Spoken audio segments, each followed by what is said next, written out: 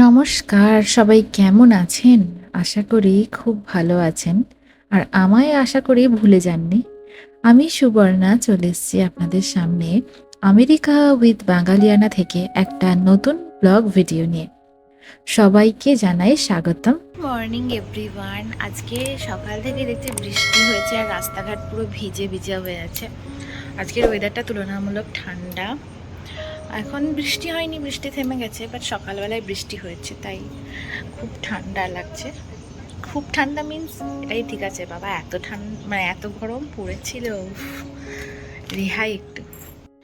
এখন আমি স্নান টান করে নিয়েছি, তারপর ঠাকুরকে আর বাবাকে ধূপ দেখিয়ে নিয়েছি।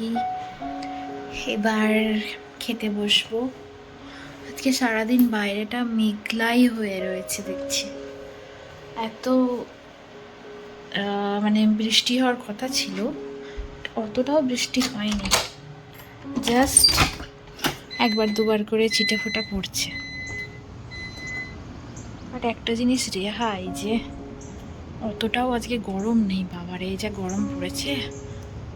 খেতে বসে পড়েছি। ভাত, এতে বিটের তরকারি, মাছের ডিম, পোস্ত আর চিকেন দিয়ে। একা একা কেন খাবো, তোমাদের সাথেই খাই।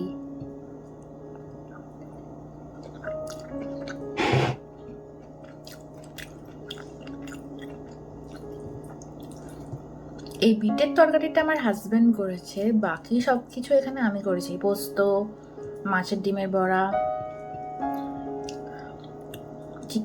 চিকেনটা দুজন মিলেই করেছি অ্যাকচুয়ালি।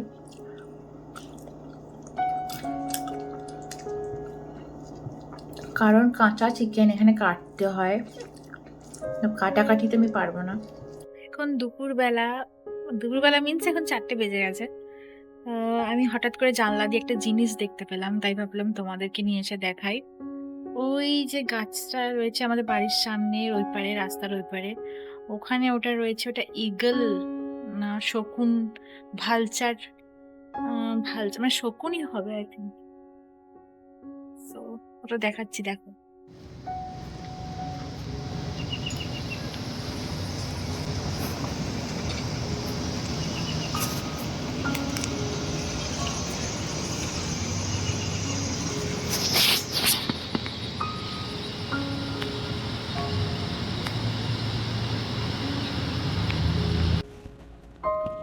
আমার মনে হচ্ছিল দূর থেকে দেখে যে ও কিছুর একটা মাংস ছিঁড়ে ছিঁড়ে খাচ্ছে, মানে কোনো প্রাণীকে হয়তো পড়েছিল বা কিছু হয়েছে বা যাই না কি। তো আমি দেখছিলাম যে কিছুর একটা মাংস ও কিন্তু পায়ে করে ধরে আর ছিঁড়ে ছিঁড়ে খাচ্ছিল আমার বাড়ির সামনে একদম। আমি তো দেখেই ভয় পাচ্ছিলাম বাইরে থেকে, কারণ এটার সাথে আমার একদিন খুব খারাপ এক্সপিরিয়েন্স হয়েছিল, সেদিন খুব ভয় পেয়েছিলাম। আজকেও তাই তাড়াতাড়ি বাড়ি ঢুকে যাব ভাবছি।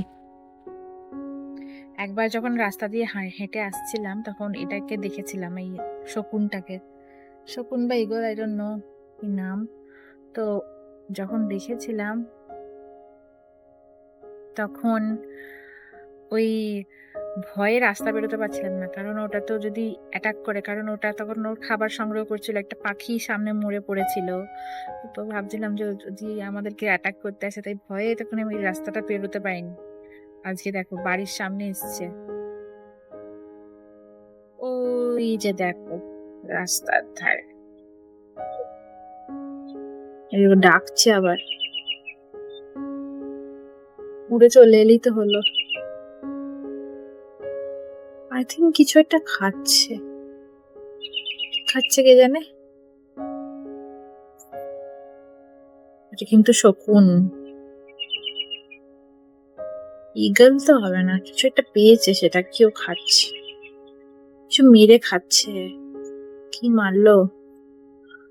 কাঠবিড়ালি মেরে দিয়েছে নাকি?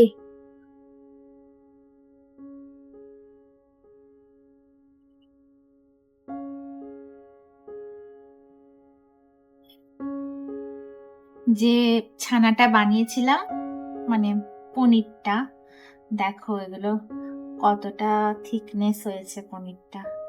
তো আমি এটা এরকম কোটোর মধ্যে ঢেলে রেখেছিলাম, নাহলে পুরোটা ওই কাপড় শুদ্ধ রাখলে আর কি ইয়ে হয়ে যায়, জলটা টেনে নেয়। তো একটু টুকরো টুকরো করে এর মধ্যে রেখেছিলাম। তো এবার এগুলোকে কেটে নেব। এই দেখো এরকম পনির হয়েছে বাড়িতে, তোমরাও বানিয়ে ফেলতে পারো। তো চলো এটাকে কেটে নিয়ে এবার যা খুশি শেপ দিয়ে কাটলেই হলো।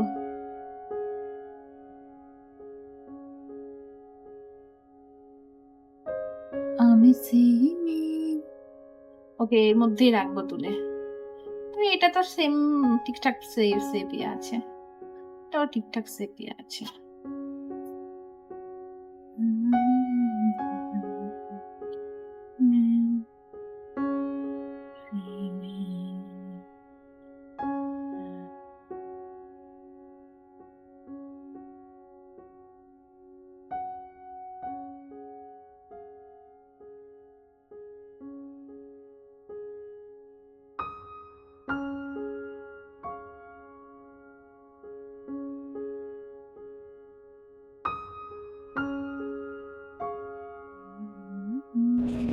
আমেরিকায় এইটুকু পনিরের দাম প্রচুর, মনে হবে যেন পনির খাচ্ছি না সোনা খাচ্ছি। সেই জন্য বাড়িতেই বানিয়ে নিই দুধ নিয়ে এসে সহজ উপায়ে। আর পনির খেতে কিন্তু খুব ভালো লাগে। যেমন খুশি কেটে নিয়েছি, যেমন খুশি কাটো।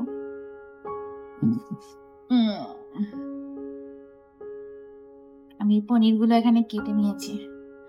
দেখি ছোলা কি রান্না করা যায় বলো তো? দেখতে হবে পনির দিয়ে কি বানাচ্ছে সবাই, সেটাই রান্না। চল লেটস গো, লেটস গো।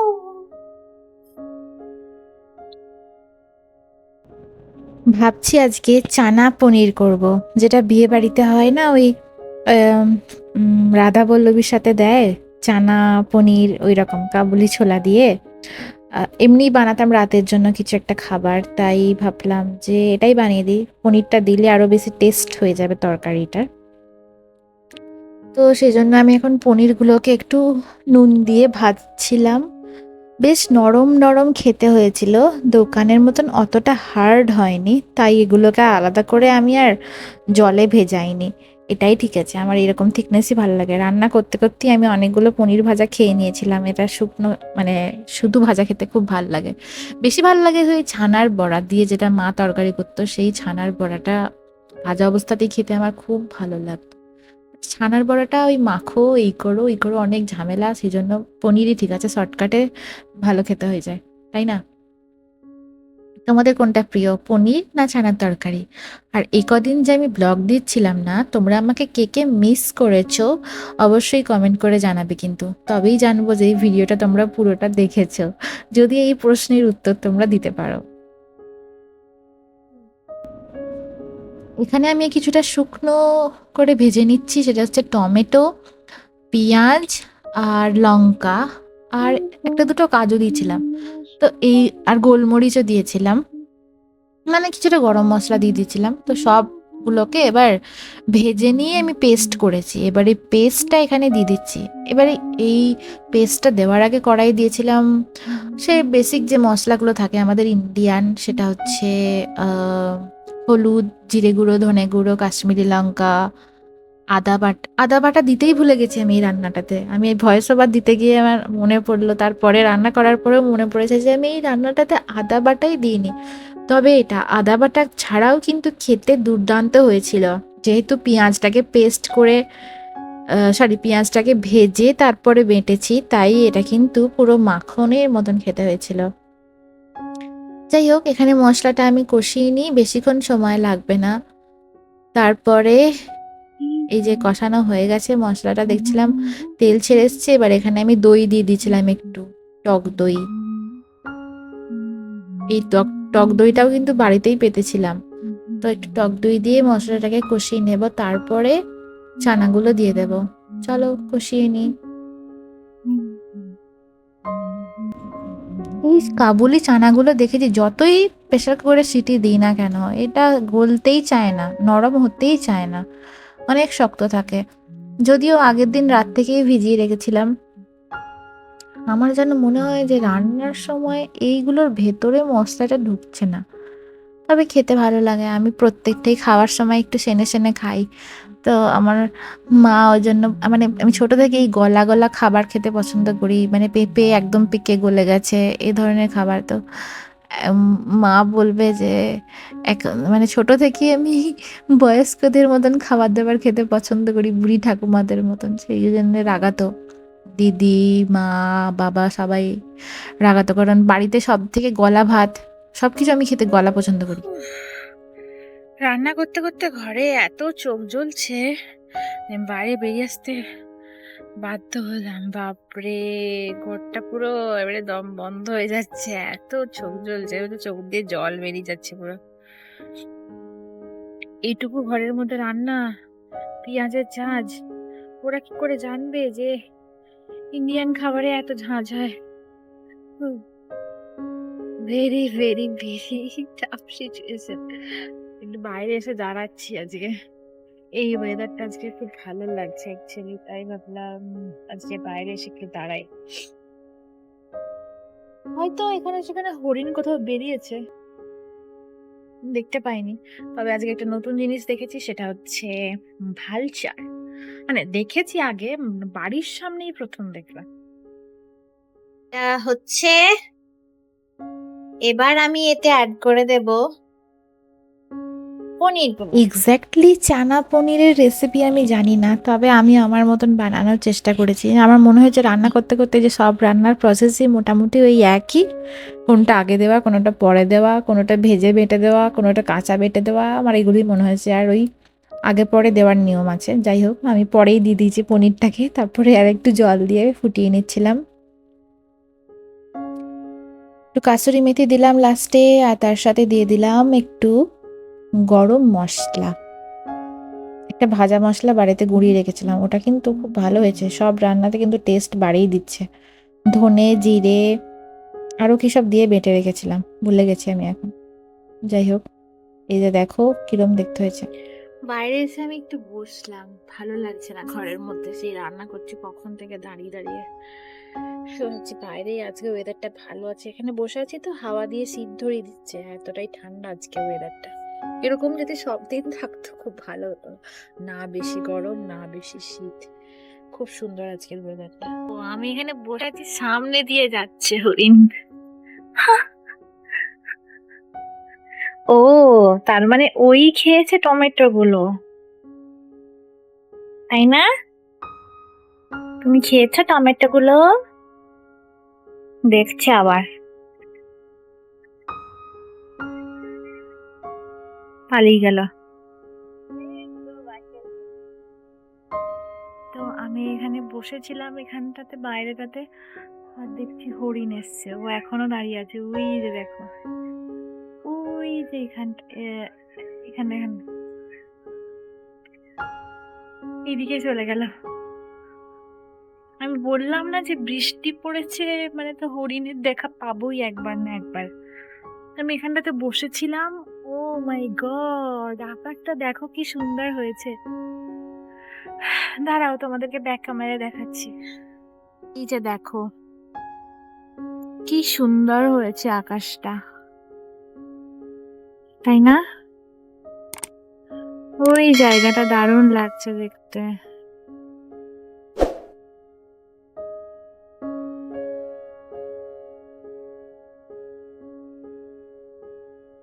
আমি আজকেই ভাবছিলাম যে বৃষ্টি হয়েছে মানে তো হরিণের দেখা পাবোই একবার। তারপরে আমি বাইরেটাতে এখানে বসে আছি, দুটো বালিশ, ছোট ছোট কুশন গুলো পেতে এখানটা বসে আছি, দেখছি তো মাথা যাচ্ছে, ব্যাপার হলো। তারপরে বুদ্ধি মেরে দেখছি হরিণ, আমি একদম এইখান থেকে দেখতে পেয়েছি, এখানে নিচে দিয়ে যাচ্ছিল হরিণটা, তারপর দেখলাম আমার চলে গেল। এখানেই শেষ করছি আজকের ভিডিওটা। সবাই ভালো থেকো, সুস্থ থেকো, আর বেশি বেশি করে আমার ভিডিওগুলো দেখতে থেকো।